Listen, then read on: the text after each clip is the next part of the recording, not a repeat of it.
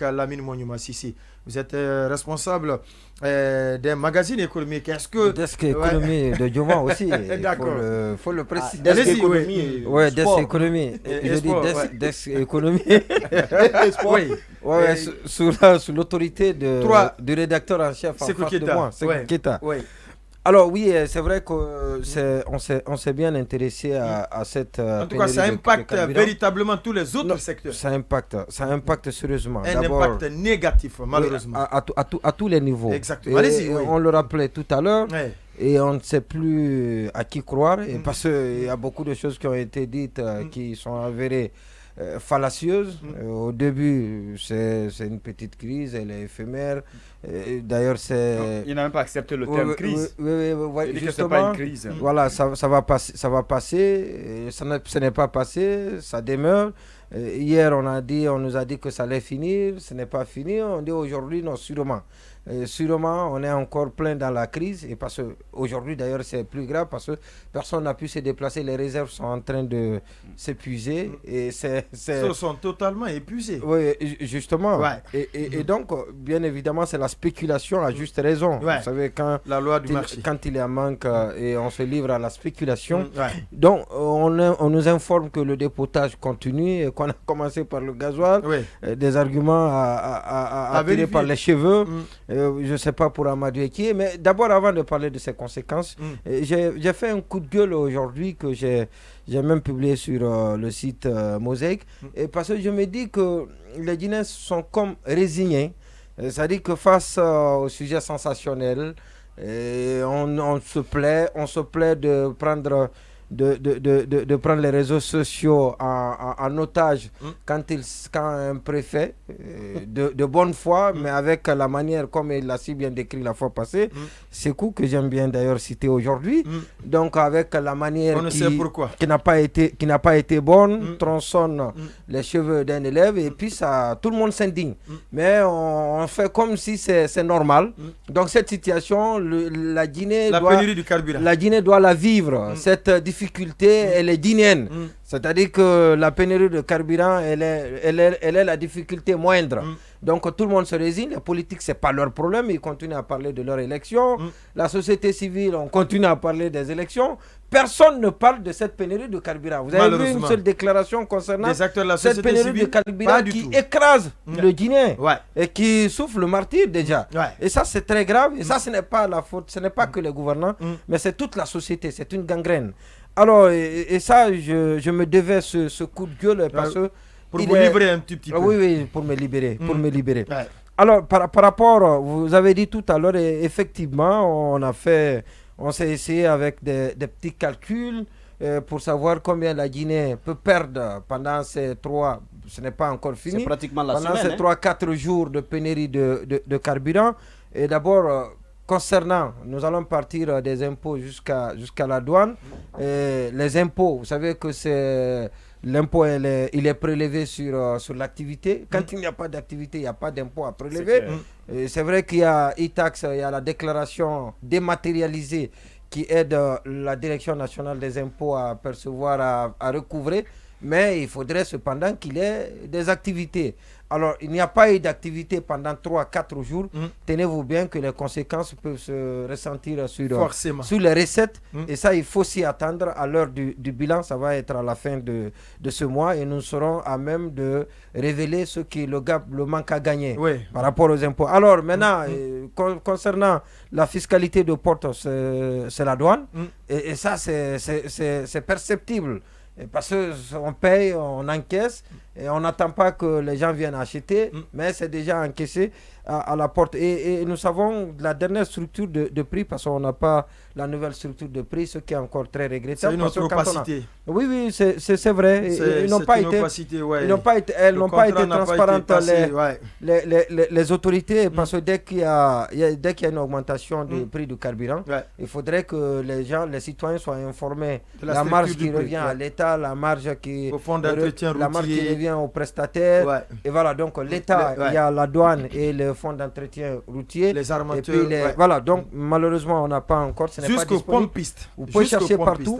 Et c'est une clé de la structuration. En tout cas, sous l'ancien régime avec Zakaria Koulibaly, c'était une donnée qui était très très accessible. Non, pas c'était tout dernièrement aussi. Oui, mais c'était sous. Voilà, on n'a jamais eu une gouvernance c'était tout dernièrement, modérée, organisée, prévisible que le temps de Diakaria. Ça, il faut le lui concéder.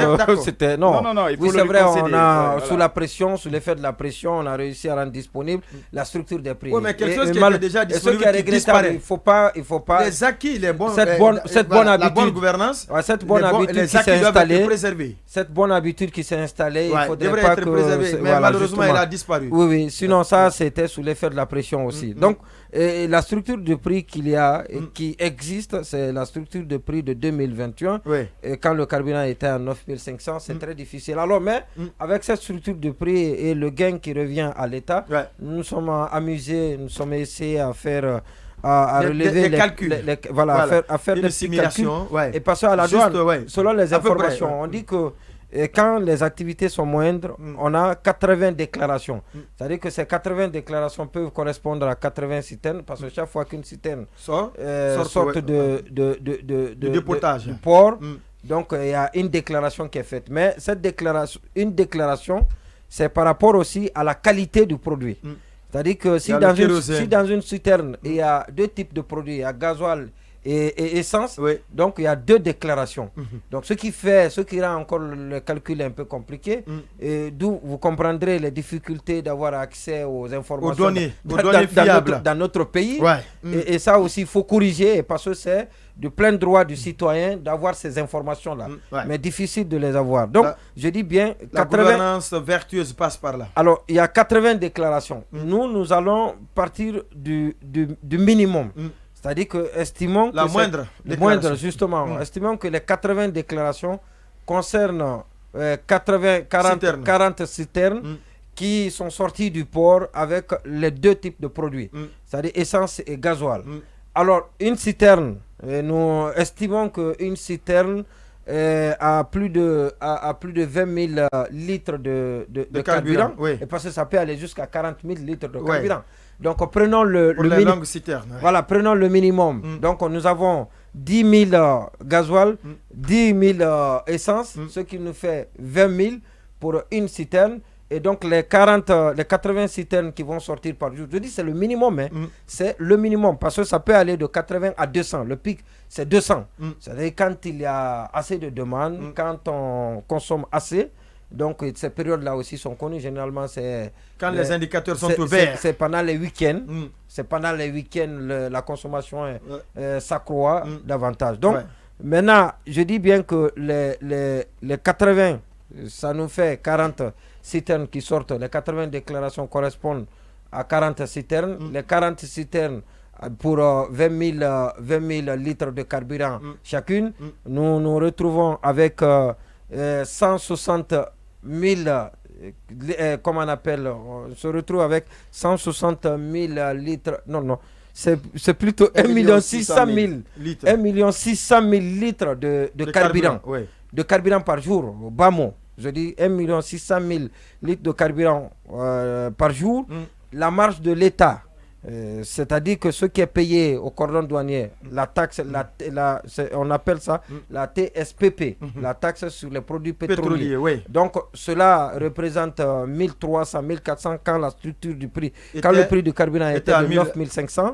Et donc ajouter à cela ce qui revient à le prélèvement qui est au fond d'entretien routier, c'est 500. Frangine, ça n'a pas bougé, donc c'était 450. Mais ça a été revu à la hausse avant l'augmentation du prix du carburant.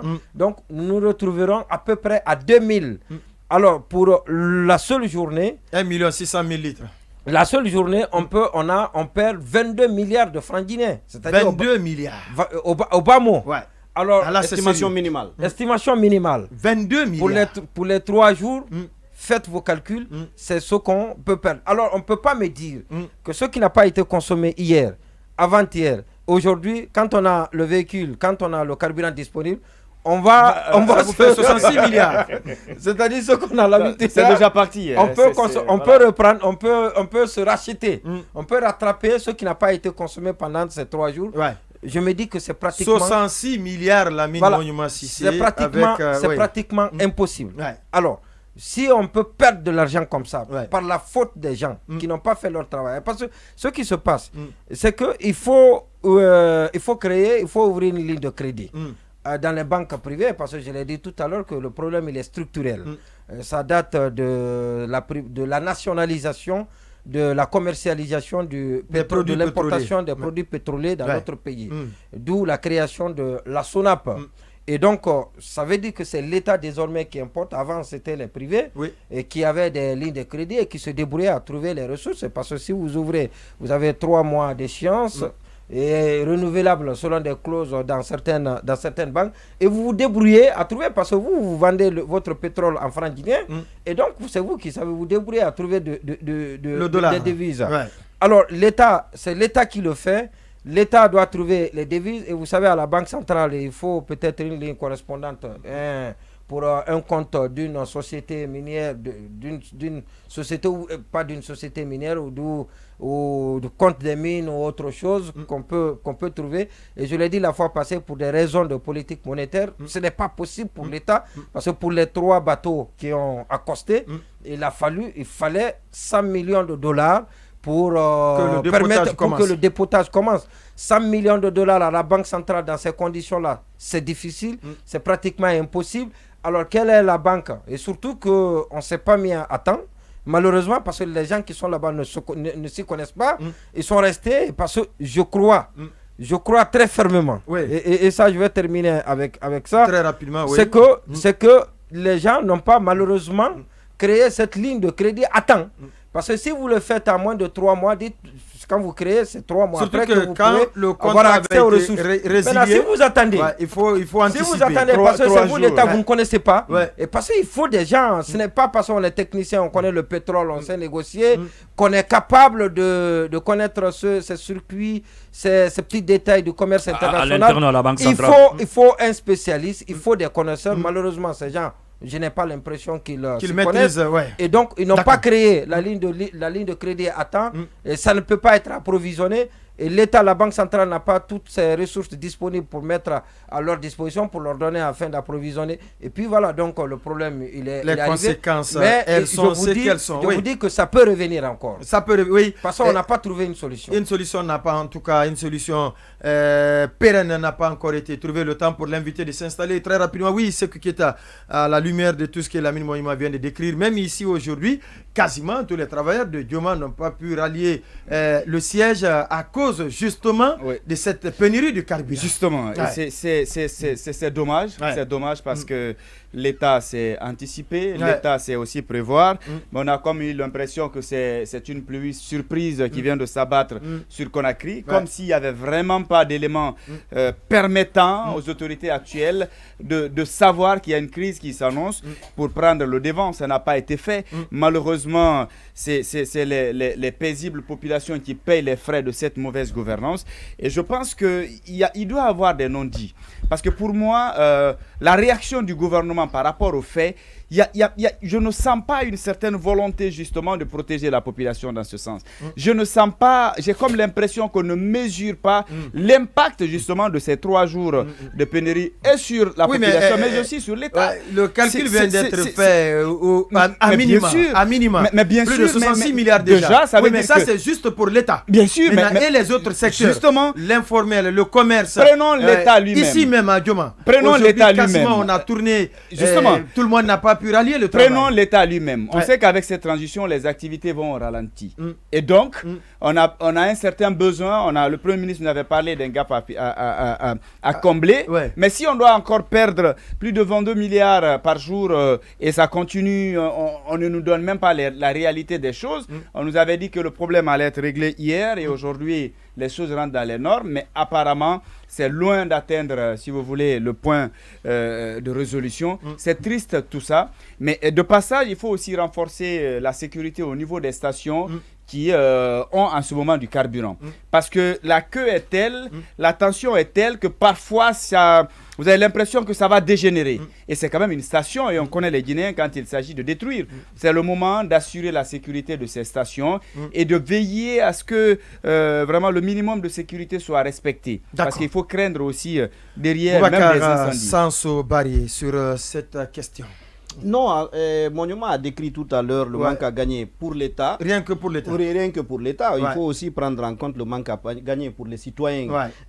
Tous ceux qui sont en activité, qui sont obligés de rester à la maison aujourd'hui. Et même prendre en compte, encore une fois, on l'a dit hier, le fait que ceux pour lesquels la sortie est indispensable, combien ils sont en train de perdre en argent aujourd'hui, combien les gens sont obligés de payer le carburant soit à 25 000, à 30 000. Jusqu'à 50, 60 000. Exactement. Le litre, selon le hasard, selon la tête. On débourse des sommes parfois astronomiques. Et quand vous vous rappelez, il y a quelques mois, en Conseil des ministres, il avait été dit que l'indicateur de réussite du gouvernement de la transition, c'est l'impact des réformes sur la vie quotidienne des citoyens. Alors là, aujourd'hui, on en est loin. Parce que au lieu d'améliorer les conditions de vie, et du fait de la défaillance de ceux qui sont en charge de la gestion de ce secteur, on est en train d'aggraver les conditions de vie de ces citoyens-là. Oui, Baïla, Amadou Traoré. Oui, bon, c'est une situation regrettable. Après, il faut, comme je l'ai dit hier, au fait, il faut savoir situer les responsabilités parce que c'est quelque chose de grave. On peut pas épiloguer plus que ce qui a été dit sur les conséquences économiques désastreuses, non seulement pour l'État, mais aussi pour les particuliers comme Sanso l'a rappelé. Donc maintenant, il faudrait une communication devrait justement nous dire du coup qu'est-ce qui est fait concrètement pour remédier à la situation et qu'est-ce qui est fait surtout pour que cela n'arrive plus, parce qu'on a vraiment besoin d'être rassuré de ce point de vue. Cela suppose qu'on sache quelle est l'origine. On mène les investigations pour situer les responsabilités. Justement, pour le moment, on nous parle des fameuses lettres de crédit et du fait que c'est la nationalisation, le changement de mécanisme. Et j'espère, je n'ai pas l'information, je demande à Monument, est-ce que c'est la première du coup importation sous la nouvelle formule.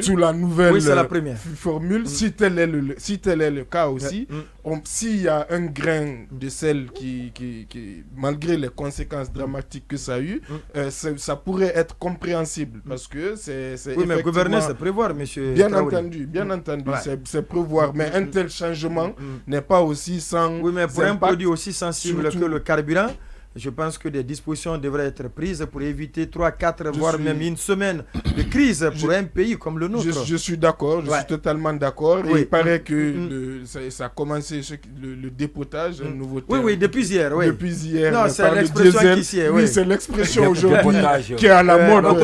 C'est l'expression qui est à la mode. Jusqu'à ce moment, on nous parle de situer les responsabilités. Je ne sais pas avec cette allure, qu'est-ce que. Il n'y a pas de responsabilité, parce que celui qui est là. Non, pour moi, on devrait dépasser ces câbles-là il y a longtemps. Situer les responsabilités. À date, une semaine de crise, après, on nous parle de situation. Non, moi, je ne serais pas d'accord. C'est que, non, la SONAP, je pense, est rattachée à la présidence de la République, si je ne me trompe pas. Donc là, il faut écarter peut-être le ministère si la responsabilité est là aussi. Il est le ministre de l'énergie et des hydrocarbures. Mais pour la SONAP, ça relève directement de Amara. Justement, c'est là. Sinon, moi, je me posais la question. Je me posais la question jusqu'ici. Qu'est-ce que le ministre de l'énergie des hydrocarbures a pu faire par rapport à cette situation? Mais c'était pas peut-être connaître que la SONAP est rattachée à la présidence. Donc, pour sa part de responsabilité, même si elle est minime. Et donc, on nous promet encore le samedi. Monument l'a dit tout à l'heure, tous les jours, on nous dit 2 jours, 3 jours. On dit encore samedi. Samedi, c'est Dieu seul qui sait s'il y aura carburant ou pas. Et d'ici là, non, c'est de la naïveté. De la naïveté. Et d'ici là, les choses continuent de belle mais s'ils veulent, on peut faire. Maintenant, la répercussion sur le train de vie, la répercussion sur le quotidien, le Guinéen est naturellement. La répercussion sur le quotidien, mais on ne sait jamais. La répercussion sur le quotidien des Guinéens, notamment au niveau du panier de la ménagère, il faut s'attendre à une flambée de prix les jours à venir. Ce qui peut apaiser les cœurs, c'est que ce soit qu'une décision soit prise en guise de représailles contre ceux qui nous ont fait subir cette situation difficile. Si cela n'est pas fait, alors on est en droit de s'interroger sur la rigueur qui est mise en place dans la gestion de la chose publique. Voilà. Parce que la rigueur, c'est pas sur les autres, c'est pas contre les autres, mais ça doit être partout. En attendant, le litre se vend à 30 000. Ouais, par endroit. Mais 30 000, c'est ce que vous avez acheté. L'autre